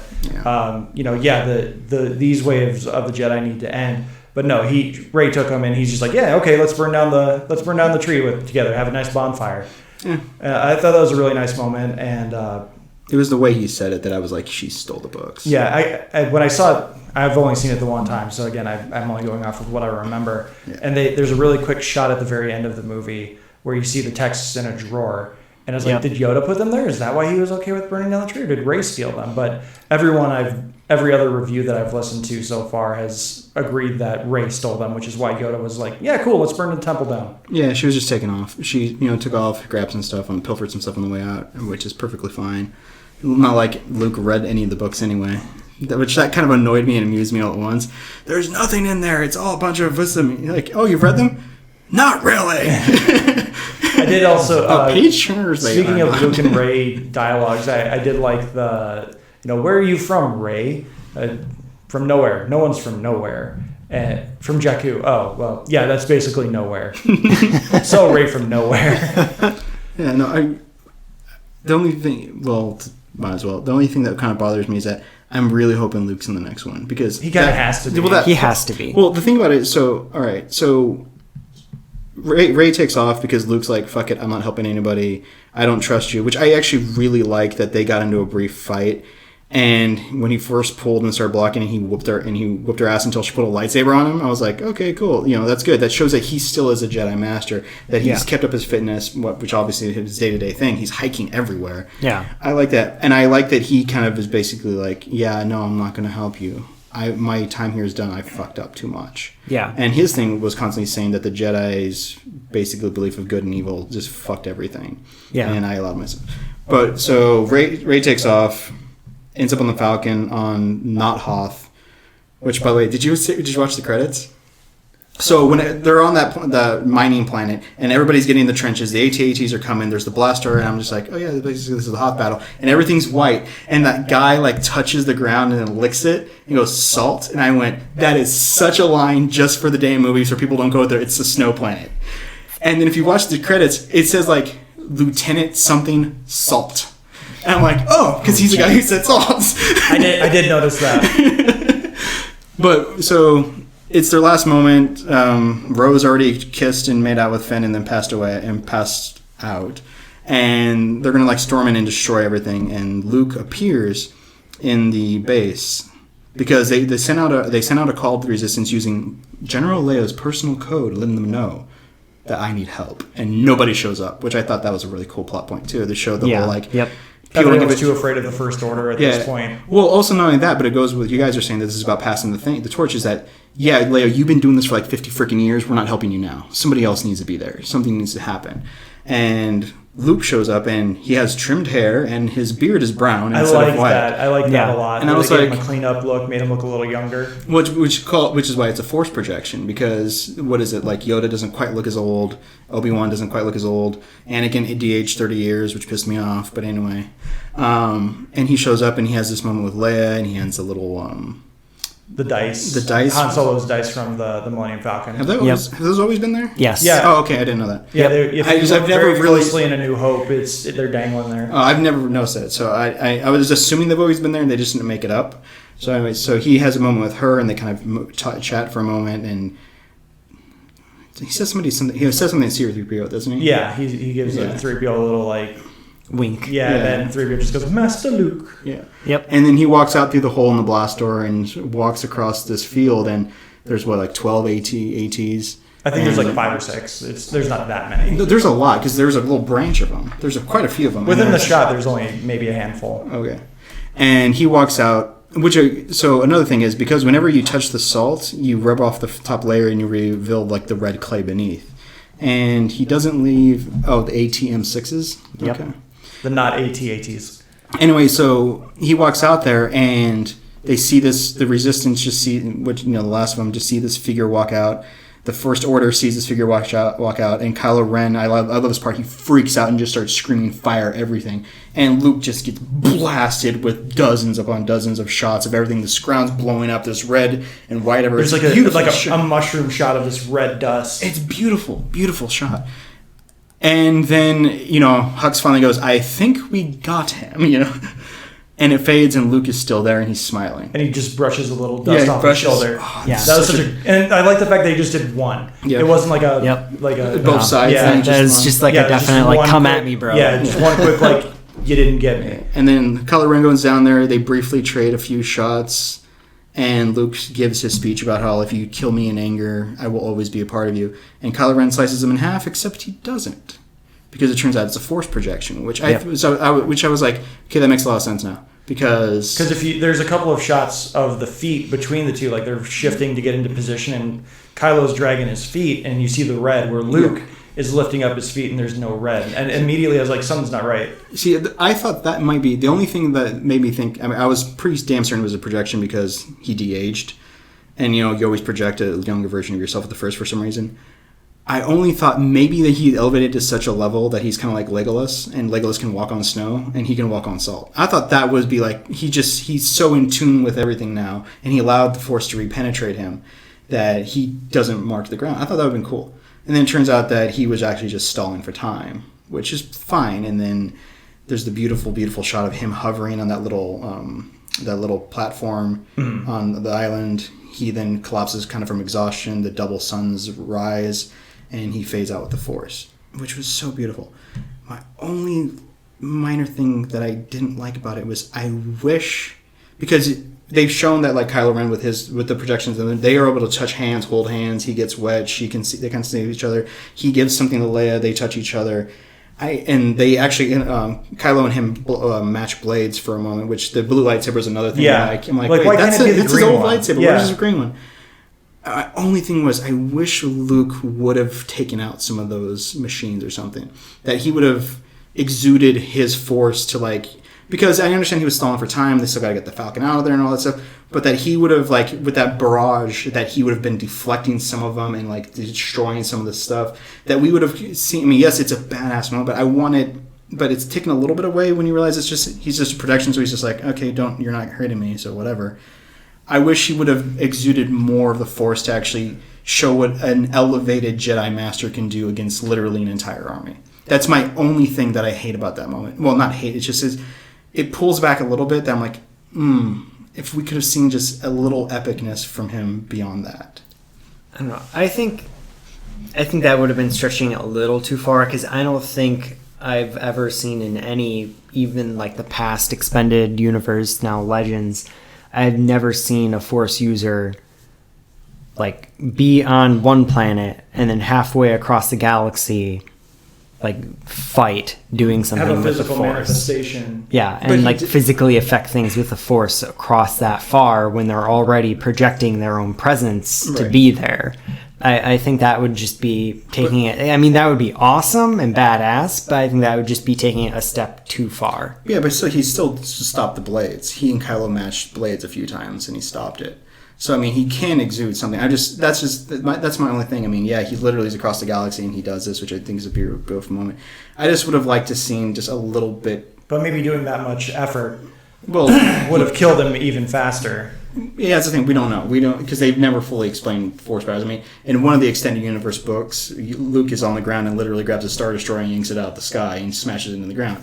You know, they don't give. And then Chewie, to kill him, took a literal planet hitting him. Yeah, hitting a moon or a planet. Yeah. I know. I'm just saying that's the only thing I wanted a little something to show what his full power would be. But I still think it was beautifully done, and I loved when they finish and he's just standing there. I'm like, that's just awesome. Yeah, Luke is still there. That was an awesome moment. My only gripe with that entire moment is I know they set it up where he's like, I came to this island to die, or I came to this planet to die. I really wish they wouldn't have killed him off, especially in the wake of Carrie Fisher's untimely death. Yeah. Which would have been a very quick edit where you just see him roll off the thing and he just sits back down. You know, that could have been open-ended. You know, did he live? Did he die? We don't know. Wait till episode 9. Yeah. Well, his X-Wing is still there. Did you see that? Yeah. That was cool. Yeah, that was a cool shot. He sank the X-Wing. Actually, the door going to his little hut is made from one of the wings. Really? Yeah. Oh, that's cool. Yeah, so I that's my only personal gripe with the way Luke's story ended is I really didn't want him to die. No. I really wanted him to be redeemed in a different way, not just be like, okay, I'm going to do one last thing. Yeah. And that's kind of where I ended up on that one. I feel like it was important that he did, though. Yeah. Because, I mean, going back to the conversation that he had with Yoda, like, they both, at this point in time, realize that, I mean, something needs to change. There's been this, like, cyclical nature of the Jedi versus the Sith, the light versus the dark, and it's just over and over and over and over. One side grows powerful than the other, and then there's conflict, and then it reverses. Yeah. Like, something needs to change. We need to get, like, a fresh, clean slate and start over. No, I agree with that. I think I kind of understood why he was going to die. I wanted just something, a little, like, not palate cleanser, but a little sample of how powerful he actually would be at his full height. But who knows? I mean, Yoda yanked lightning from the sky as a ghost. Now, I mean, just like he said, now he can be there and he can help Rey at all times. Mm-hmm. Yeah, and so we're running a little long. We're getting close to running a little long at this point. So we're gonna cut the stories and the character stuff here. We're gonna get into our questions, but first we have to give our official Talking Smack ratings. Which, again, if you've heard our Thor Ragnarok or Justice League reviews, we only do 2 ratings. We do must see or hard pass. So for me, it's a must see. If you don't agree with me, I'm sorry, you're wrong. It's a must-see largely because this movie is very dependent on seeing this movie multiple times to take everything that happens in. Like we're all going off of one viewing, and we don't have all the answers. We don't have all of the details. I know a lot of people that have seen it multiple times. Like, oh yeah, this all makes so much more sense now. I know a lot more about it just because of listening to other reviews, but it's still, some of the reviews just, again, still don't answer all of the questions that would linger and be answered by a second viewing, especially picking up on little foreshadowing moments. But this is definitely a must-see for me. I would definitely say it's a must-see as well. Because even if you're not entirely a huge Star Wars fan, I think it's still a movie that can be enjoyed by someone, just of the average audience. And I definitely would say it's just seen it. I'm not sure it necessarily needs to be seen in theaters, other than you need a big-ass TV at home if you're going to watch it at home, because some of these shots are just absolutely gorgeous. I wasn't a fan of The Force Awakens. I tried watching it twice, and I just couldn't. But this one I would rewatch, because I'm trying to... There's little things I want to finish piecing together. I'm not saying I love it immensely, but they did. There's a lot of moments of just pure respect, and Mark Hamill alone is worth it. Leia's when she's awake, Leia's moments are really great. I actually do like Ren, and I like Rey, and I actually kind of begrudgingly now respect at least Kylo Ren, at least where he's going with his story. It makes The Force Awakens a lot better. I couldn't tell you where I rank this movie in the Star Wars movies, largely because it really depends on where they go with 9. What happens in 9 is largely going to depend on how I view Episode 8. I still think overall it's better than Phantom and the Attack of the Clones, not Rise of the Clones. Right. I think it's definitely better than those. It's probably better than Revenge of the Sith. It's probably better than Return of the Jedi. But I think how well I remember it and how good I feel about it is largely dependent on what happens in Episode 9. Well, I think I wouldn't even say you need to watch The Force Awakens to see this one. The opening title crawl of a whole Rey goes to find Luke thing. None of that, in my opinion, necessarily matters. It starts off with the whole the Resistance is in shambles. Rey's found Luke. You could just kind of tack on, Luke was missing for a while. We went and found him. The Resistance is in shambles. I do kind of wonder where they're going to go with 9, because it's effectively Rian Johnson kind of effectively took all the questions that you had after The Force Awakens and said, doesn't matter. Snoke? Who is Snoke? Doesn't matter. Where's Luke? Dead. What's happening with the First Order? They're almost completely in control. What's the Resistance? 3 guys. Yeah. 3 guys lay in a ship. So 9 is essentially a clean slate to start with, because you don't have to worry about the baggage of Snoke. You don't have to worry about baggage of anything.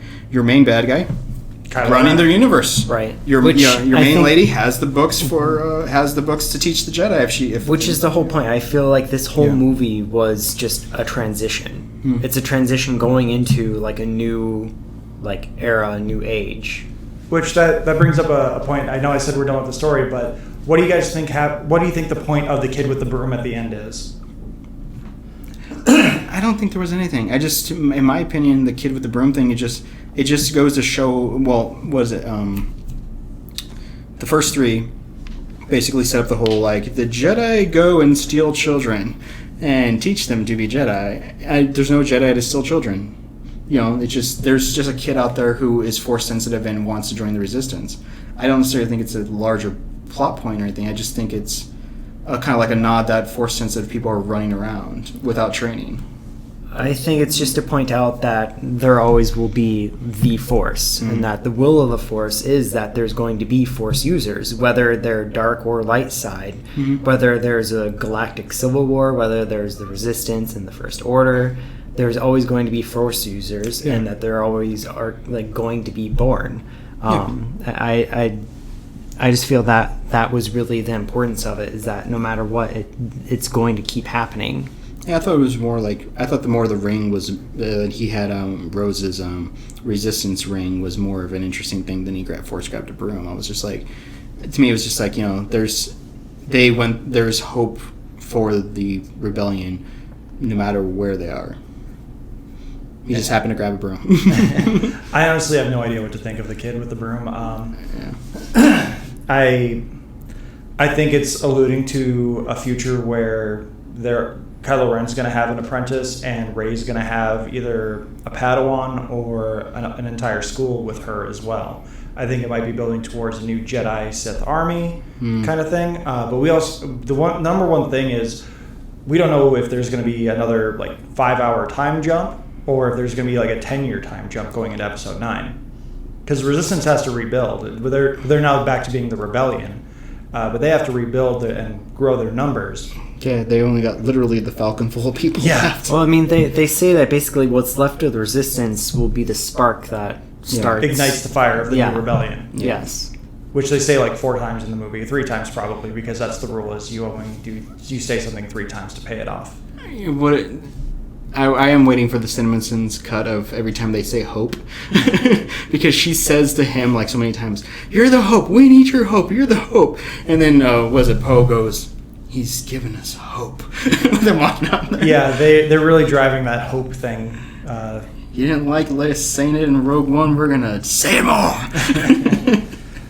I thought it was seriously, that scene where they're just firing everything out that's beautiful.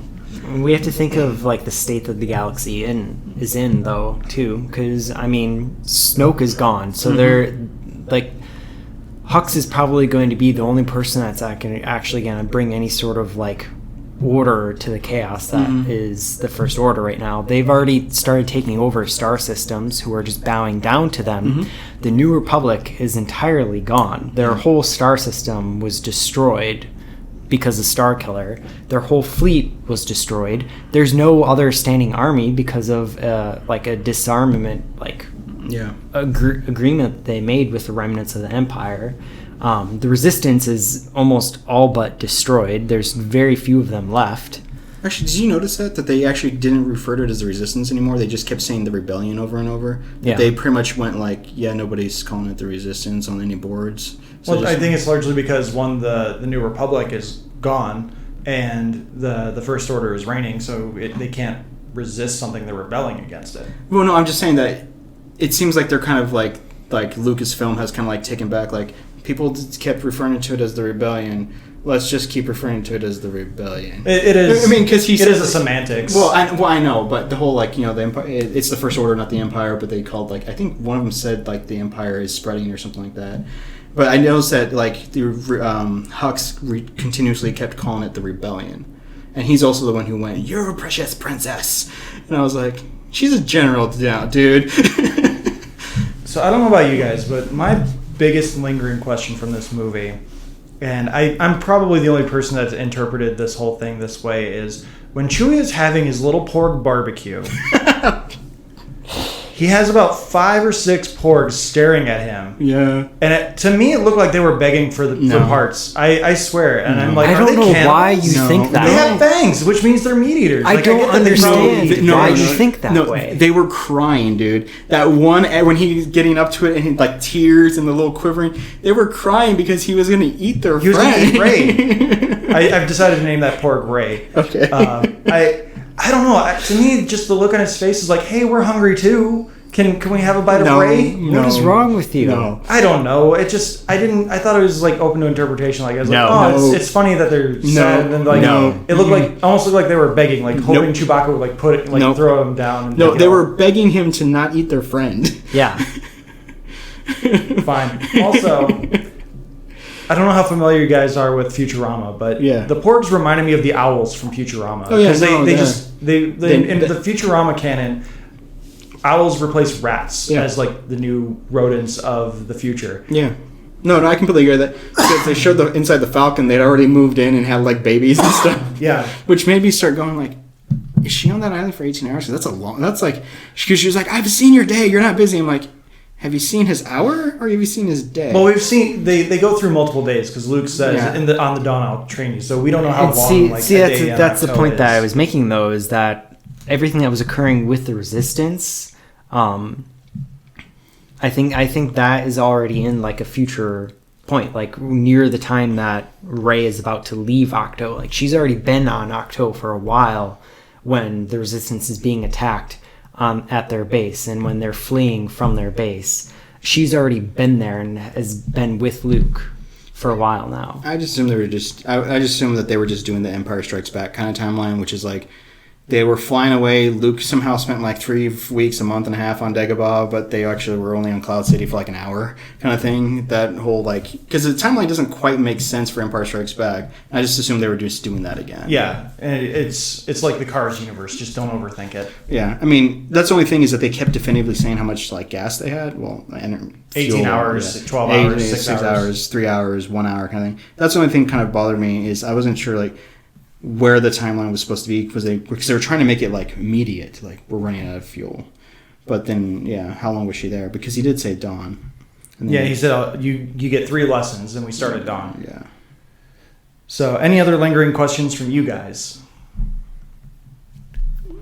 How am I going to be able to cope for the next 2 years?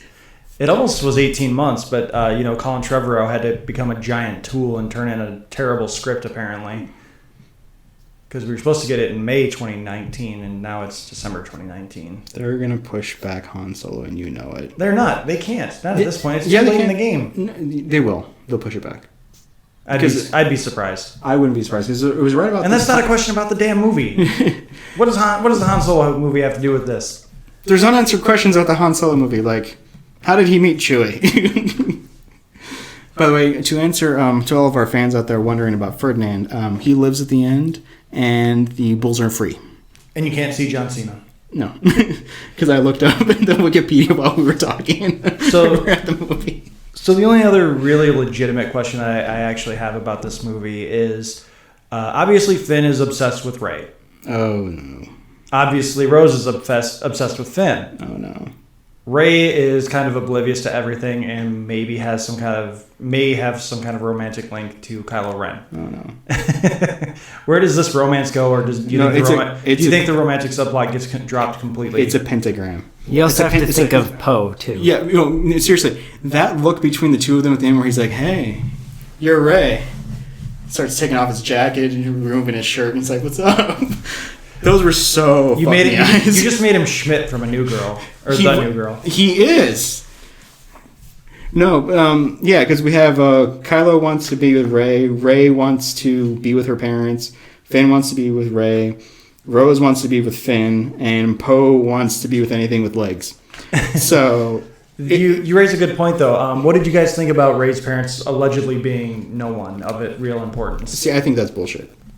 I think that's bullshit. I feel like it could go both ways. I think it's just to point out the fact that it's not all about like who her parents are.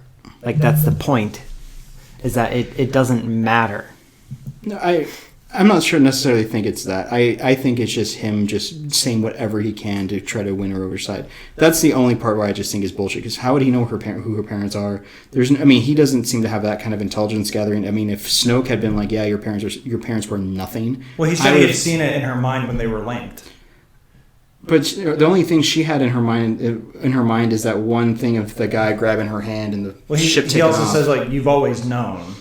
She just wants that someone of importance is her parents. Yeah, but I mean that could just, in my opinion, that could be just the whole like you hope your parents are somebody good, not just scumbags kind of thing.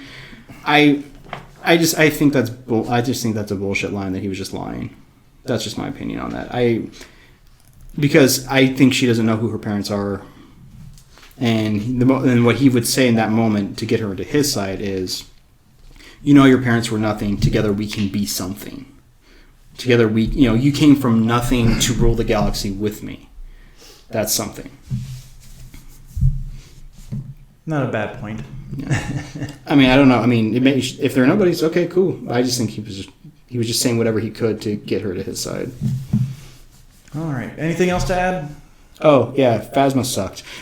Oh yeah, we didn't even talk about Phasma. First question: is she dead? Derek, what kind of armor is she wearing? She's wearing shiny chrome armor. She's wearing the same armor that was plated on like Queen Amidala's like ship from Naboo. It's really? like a chromium type.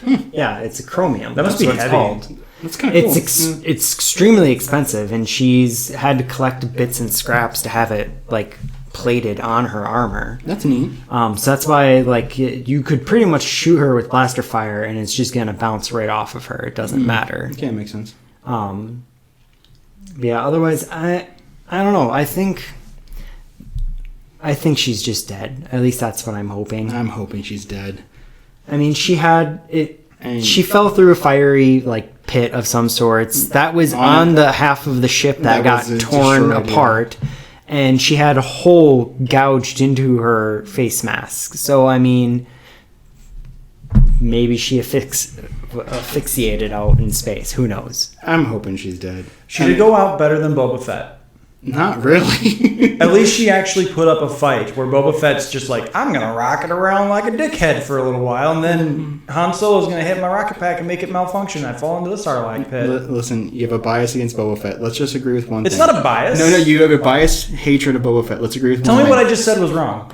Well, first off, he lands on the thing and he challenges Luke directly and fights with him. He does not just rocket around doing that. So you have that point wrong. Now, let's just agree. No. That her storyline is just as pointless as Boba Fett's. Okay, yes. And that she went out as not necessarily as much as a chump, but kind of a chump way. Yes, I will give you that. She did kind of. Rian Johnson was clearly just like, yeah, this character means nothing, so I'm just gonna kill her off. By the way, BB-8 driving an ATST is badass.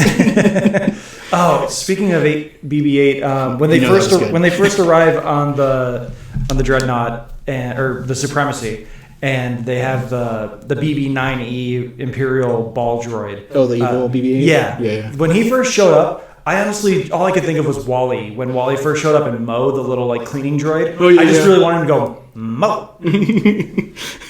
Did you notice when BB-8, when he had the little can put on top of him, he started making the mouse droid sounds? That was adorable. I was like, yeah, you're a mouse droid. Very big mouse droid. I thought that was adorable. I think he was a needed comic relief to some extent. Yeah, I really, that's the kind of thing where I said that R2 seems to be sidelined completely, is that they seem to sideline the kind of cuteness and like multi-tool of R2D2 with BB-8. Yeah. But they kept we can keep the protocol droid around doing its own thing. At one point I was almost starting to be like a little too annoyed with the cuteness of BB-8, and then he started driving an ATST, and I was just like, I'm on board. I want you I want you driving this thing and just shooting as many stormtroopers as possible. I like that part, but still also my other favorite part was when he was just shooting the other officers with the coins that were stuffed in him.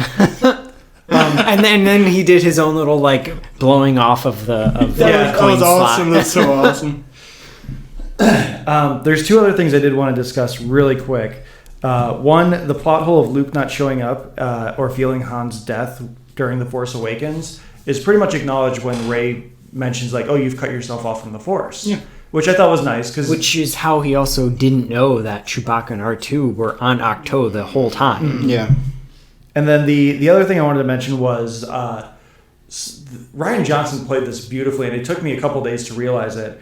The theme or the recurring phrasing of "from a certain point of view" is very heavily referenced, but not directly referenced in this movie. You have Luke telling his side of the story of what happened with Ben, and you have Ben's point of view of what happened, where he just saw Luke lording over him with his lightsaber, getting ready to kill him. Oh, okay. Whereas Luke is like, I saw darkness, the minute I felt that darkness in me, I regretted it. Yeah. Yep. And then you have the same thing happening too when Rey sees what she likes to be like Kylo's future, and then vice versa. Kylo sees like supposedly Rey's past and her parents. Like seeing that like they were no one, they sold you for money because they were just dirty scrappers. Yeah, and died in a pauper, buried in a pauper show. Yeah. Well, don't forget, he also said that he sees her future and that her future is darkness. He said that towards the end to her at one point. He said that I also see your future, and your future is darkness. I can't. I mean, the Emperor saw the same thing in Luke. So. Well, yeah, I'm just saying that she sees one thing, he sees another. Yeah. So again, it's open to discernment. Yeah. So. But then again, Luke also did say, he's like, there's all this stuff on the planet, and you immediately went for the darkest part of it and dove right in without hesitation. And I like that part too, where she does the Octu version of the Dagobah cave, where the darkness offers her something, which is what she wants to know who her parents are. And her parents are her. Yeah. Which is what Luke saw in Vader himself. So, yeah. I don't know, that part kind of was a little too Empire Strikes Back-y for me a little bit, but I was fine with it. Mostly because the whole way they did the whole mirror thing was really, really fucking cool. Yeah. Yeah, I really like that. So, unless there's anything else to add, I think it's a good place to wrap up. Yep. So, Derek, Alex, thanks again for coming on the show. Thanks for sharing your thoughts on The Last Jedi. Again, I think, if I remember correctly, we all said this is a must-see. Yes. So, yes. On a big TV. On a big TV or a big theater screen. Don't watch it on your smartphone. So thanks again, everyone, for listening. Thanks again for listening to us rant about Star Wars for about an hour and a half, if not a little bit longer. We'll see if I actually decide to edit this. If I don't edit this, I apologize for all of my coughing, and I apologize for all of the uhs, likes, and ums that I usually edit out, and all of the mouth noises that I usually edit out. So, yeah, there's one there. And don't forget to listen to the theme music this week in honor of Eminem releasing Revival on Friday. We have the Dr. Dre remix of our theme tune. And don't forget to follow us on Facebook and YouTube. You can find us Talking Smack, SMAC, Superheroes, Movies, Animation, and Comics. You can find us on Twitter at Talking Smack Pod. You can follow me on Twitter at Josh_Scar. Derek has a protected account, so don't bother finding him. Alex doesn't do tweeters. And you can email us at tsmackpod@gmail.com. Share your thoughts on The Last Jedi, what you think is going to happen. Did you like it? Did you hate it? Are you one of those fanboys that oversubscribe to the fan theories? And you can enjoy the theme music, so roll it.